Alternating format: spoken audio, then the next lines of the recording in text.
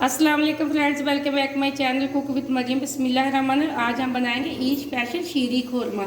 यहाँ शीर खोरमा बनाने के लिए मैंने थोड़ी सी सवैयाँ ले ली। ये मेरे पास नारियल और बादाम है सजावट के लिए। 4 चम्मच मैं चीनी के लिए, हाफ लीटर मैंने दूध का लिया। बहुत ही आसान तरीके से झटपट में बनने वाला शीर खोरमा मैं आपको बताऊँगी।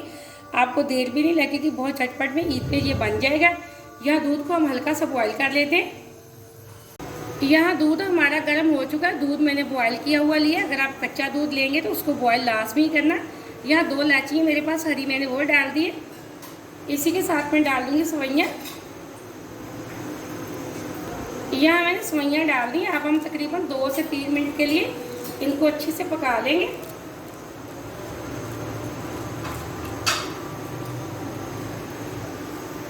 इसी के साथ हम डाल देंगे चीनी। चीनी आप हाथ ज़ायका डाला करें जितनी आप पसंद करते हैं। यहाँ मैंने थोड़ी सी डाल दी। मैंने 5 चम्मच लिए थे, तकरीबन 4 चम्मच के बराबर मैंने चीनी डाल दी। अगर आप चेक कर लिया करें, अगर आपको कम लगे तो आप चीनी डाल सकते हैं और कोई मसला नहीं। इसी दौरान अगर आप चैनल पे नए हैं तो चैनल को ज़रूर सब्सक्राइब करना।